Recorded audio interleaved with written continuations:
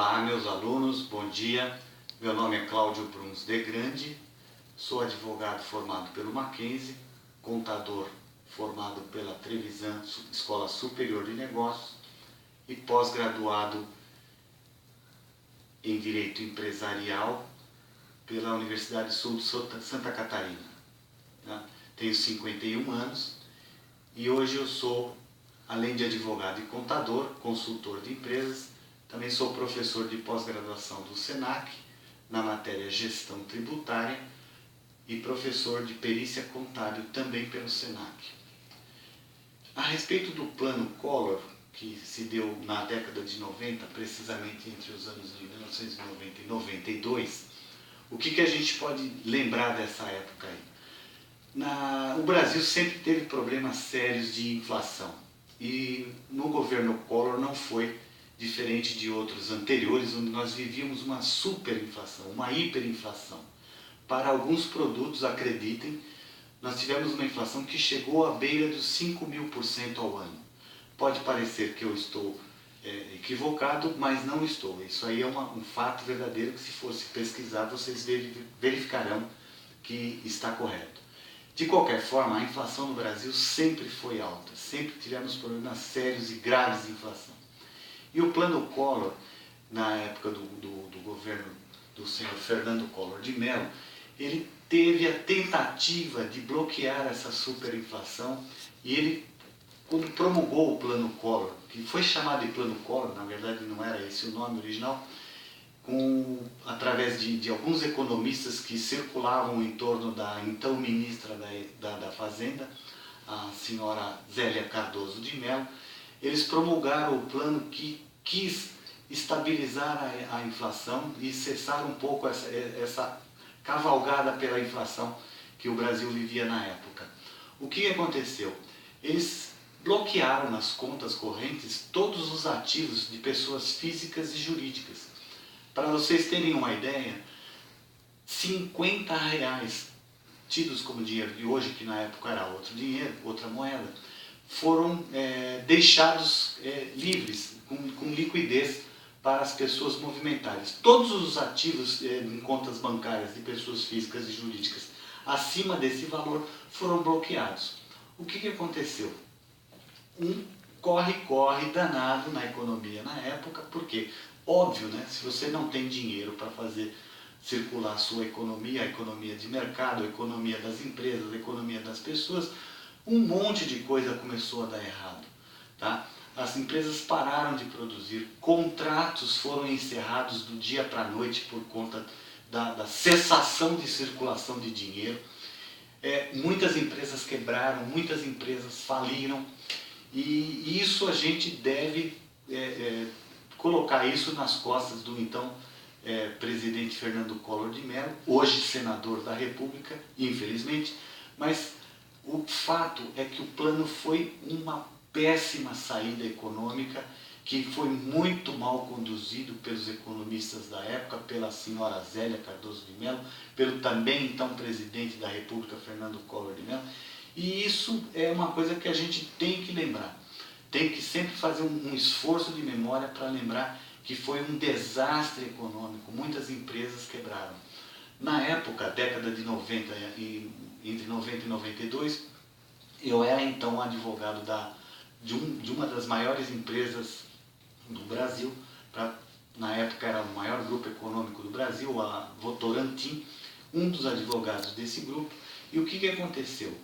Muitos dos contratos que foram firmados com o grupo Votorantim, que na época eu trabalhava lá, que começaram a deixar de existir, começamos a ter problemas com o cumprimento de alguns contratos por falta de liquidez do dinheiro, a circulação do dinheiro deixou de existir. A empresa, que não era uma só, eram várias empresas no grupo, com vários contratos que deixaram de existir. A empresa que exportava para mais de 150 países do mundo teve problemas graves de exportação, tivemos problemas graves de importação, a produção industrial caiu vertiginosamente, e esse tamanho de empresa sobreviveu justamente porque é grande, justamente porque tem outras formas de ativos financeiros, tem outras formas de fazer circular a sua produção industrial. Quem não tinha tamanho, eram empresas menores, pequenas, acabaram por quebrar, por falir, por ter problemas sérios de dinheiro, de liquidez, e não conseguiu evoluir na sua economia. E eu também sofri na época, não exatamente eu, mas uma pessoa da minha família, um irmão meu, abriu uma empresa, e essa empresa ela tinha 20 contratos de prestação de serviço, porque era um profissional egresso da área de telefonia, era um dos engenheiros de comunicação de grandes empresas do segmento de telecomunicações, abriu a sua empresa própria, e o que aconteceu? Dos 20 contratos que tinham firmados com ele quando ele abriu a empresa dele, 18 de um dia para o outro ligaram para ele e falaram assim, não temos mais como continuar o contrato porque não temos mais dinheiro na conta, não temos como responder financeiramente ao contrato, não temos mais como dar continuidade. Ou seja, uma empresa que abriu no mês, faliu no mês seguinte com o plano Collor. Por quê? Porque só 2 empresas conseguiram dar continuidade à contratação desses serviços de telecomunicações. Então foi um desastre, não só na família, como na economia de uma forma geral.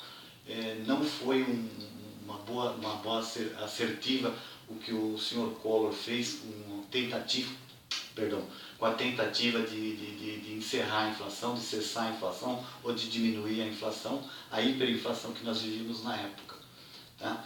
Então, esse desastre, logo no governo seguinte, considerando inclusive que o senhor Fernando Collor foi impeachmentado, ele sofreu impeachment por ser um presidente que acabou sendo flagrado por corrupção, e o sucessor dele foi um outro presidente que agora não me recordo, que acabou começando a construir os primeiros passos do Plano Real que nós vivemos logo em seguida no governo de Itamar Franco, lembrei, no governo do Itamar Franco, que teve como ministro da Fazenda, na época, o Fernando Henrique Cardoso, que foi ministro da Fazenda do senhor Itamar Franco, que foi presidente da República, sucessor do Collor, e foi os primeiros passos que este sim,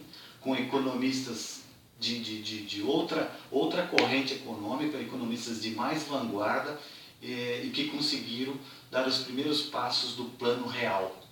O Plano Real, sim, sucessor do Plano Collor, que teve a ousadia de mexer com